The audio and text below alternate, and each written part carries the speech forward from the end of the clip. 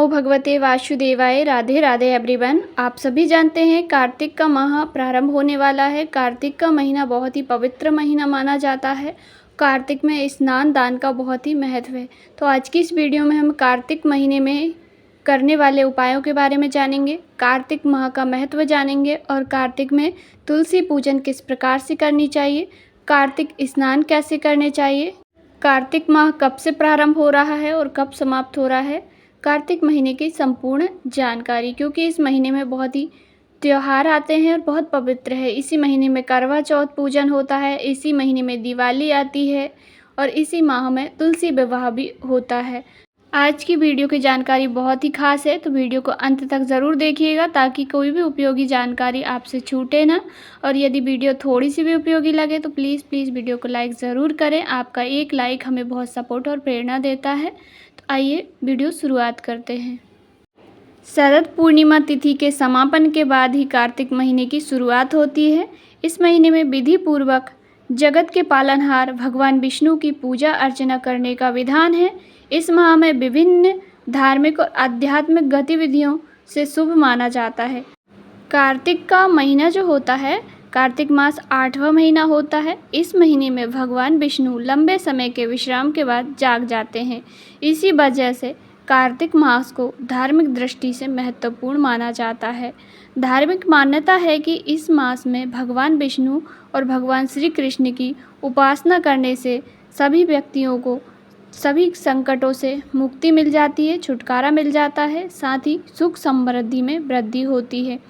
चलिए जानते हैं कब से शुरू हो रहा है कार्तिक महीना और इसके नियम के बारे में। कार्तिक मास 2024 धार्मिक पंचांग के अनुसार कार्तिक माह की शुरुआत 18 अक्टूबर से होगी, वहीं इसका समापन अगले महीने यानी 15 नवंबर को होगा। इस मास में रोजाना सूर्योदय से पहले उठकर पवित्र नदी में स्नान करना चाहिए।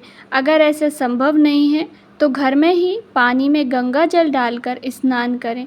इसे कार्तिक स्नान भी कहा जाता है।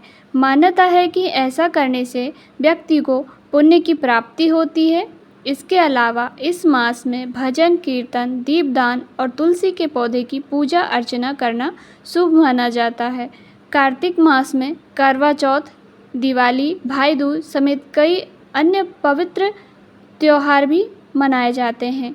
कार्तिक मास के नियम। ऐसी मान्यता है कि कार्तिक महीने में श्री हरि में जल में वास करते हैं। श्री हरि भगवान विष्णु जल में निवास करते हैं। कार्तिक मास को भगवान विष्णु की कृपा प्राप्त करने के लिए शुभ माना जाता है। इस माह में रोजाना श्री हरि और माता लक्ष्मी की पूजा अर्चना करनी चाहिए। इससे सुख समृद्धि बढ़ती है, धन का आगमन होता है, धन की देवी माँ लक्ष्मी जी प्रसन्न होती हैं। तुलसी के पौधे की पूजा और उपासना करनी चाहिए। सुबह एवं शाम घी का दीपक जलाएं और सुबह तुलसी मैया को जल अर्पित करें। इसके अलावा श्रद्धा अनुसार गरीब लोगों में गर्म कपड़े, अन्न, धन और दान करना चाहिए। यह भी बहुत ही फलदायी साबित होता है। प्रतिदिन विधि पूर्वक गीता का पाठ करें और मंदिर, नदी, तीर्थ स्थान में दीपक लगाएं। कार्तिक माह में प्रतिदिन तुलसी के पौधे में जल अर्पित करना चाहिए। साथ ही शाम के समय तुलसी के पास घी का दीपक जलाना चाहिए। ऐसा करने से धन की देवी माँ लक्ष्मी जी प्रसन्न होती हैं और घर में सुख समृद्धि का वास होता है। आप चाहें तो तुलसी पर कच्चा दूध भी चढ़ा सकते हैं, इससे दरिद्रता का नाश होता है। तुलसी का पौधा रखने के लिए दिशा का ध्यान भी रखना चाहिए। रखना बहुत ज़रूरी है दिशा का ध्यान। तुलसी के पौधे को रखने के लिए उत्तर पूर्व दिशा का बहुत ही शुभ माना गया है। ऐसा करने से व्यक्ति के भाग्य में वृद्धि होती है। भगवान विष्णु को कार्तिक मास में तुलसी का भोग अवश्य लगाना चाहिए। वैसे तो भगवान विष्णु को तुलसी के बिना भोग स्वीकार्य नहीं होता है। कभी भी हम भगवान विष्णु को भोग तो भगवान तुलसी पत्र के बिना भोग को स्वीकार नहीं करते हैं। भगवान विष्णु को तुलसी बहुत ही प्रिय मानी गई है। साथ ही उनका कोई भी भोग तुलसी के बिना अधूरा रह जाता है। इसलिए कार्तिक माह में भगवान विष्णु को भोग लगाते समय उसमें तुलसी दल ज़रूर रखें। इससे भगवान विष्णु के साथ साथ माँ लक्ष्मी की भी कृपा आप पर और आपके परिवार पर बनी रहती है। कार्तिक माह में स्नान करने का सही समय क्या है? तो कार्तिक का यदि आप स्नान कर रहे हैं, कार्तिक का कई लोग व्रत भी करते हैं पूरे महीने, पर व्रत यदि आपसे नहीं बनता है, व्रत रखना काफ़ी कठिन होता है, रोज़-रोज़ व्रत नहीं बनता है, तो केवल स्नान कर कर भी आप पुण्य प्राप्त कर सकते हैं। तो कार्तिक का जो स्नान होता है, वह सुबह भोर में जब तारे दिख रहे होते हैं, उस समय पे हो। जब आसमान में थोड़े-थोड़े तारे दिख रहे होते हैं, अंधेरा रहता है, भुनभुना टाइप का, उस समय पे स्नान करना होता है और तारों के नीचे ही स्नान करना होता है। मतलब कि नदी, तालाब आदि में स्नान करने का विधान है। तो ऐसे में आप नदी, तालाब, कुएँ, बावड़ी आदि के किनारे पे नहीं जा सकते हैं, तो घर में भी आप स्नान कर सकते हैं। पर स्नान करने वाले जल में थोड़ा-सा गंगा जल या किसी भी पवित्र नदी जैसे नर्मदा जी का जल हो, तो वह मिलाकर थोड़ा-सा फिर स्नान कर लीजिए। या फिर आप तुलसी पत्र या तुलसी की लकड़ी का जल भी मिला सकते हैं। जैसे सूखी तुलसी आपके घर में हो या तुलसी पत्र, तो तुलसी पत्र को पहले एक ग्लास या एक लोटे में पहले डाल लीजिए, डुबाकर उसे निकाल कर बाहर रखकर फिर उस जल को अपने नहाने की बाल्टी में डालें, फिर उससे स्नान कर लीजिए। इससे भी आपको कार्तिक स्नान का पुण्य प्राप्त होगा। पर कार्तिक के स्नान में ठंडे पानी से ही नहाना चाहिए, गर्म पानी से कार्तिक स्नान में नहीं नहाया जाता है। तो आप यदि आप ज़्यादा ठंड लगती है तो आप पानी को थोड़ा गुनगुना कर सकते हैं, पर उसमें भी आपको तुलसी पत्र मिलाकर फिर निकाल के बाहर रख देना है, उसके बाद स्नान कर सकते हैं। और कार्तिक मास में स्नान के बाद आपको आग ही नहीं तापनी है। जो आगी रहती है, आँच में आपको नहीं सेकना है बिल्कुल भी। तुलसी स्नान करने के बाद सबसे पहले तुलसी जी को जल देना है, जल का अर्घ देना है। 1 लोटा जल तुलसी माता को अर्पित कर दीजिए। यदि आपने अंधेरे में स्नान कर लिया है, रात हो गई है, अंधेरा दिख रहा है, अभी भी सूर्य यदि उदय नहीं हुआ है, तो आप तुलसी जी में सुबह टाइम भी दीपदान कर दीजिए। यदि सुबह ज़्यादा हो जाती है तो दीपदान फिर सुबह मत कीजिएगा, शाम के समय जब थोड़ा-थोड़ा अंधेरा हो जाए, उस समय पे प्रदोष काल में फिर आप तुलसी जी को दीपक का दान ज़रूर से करें।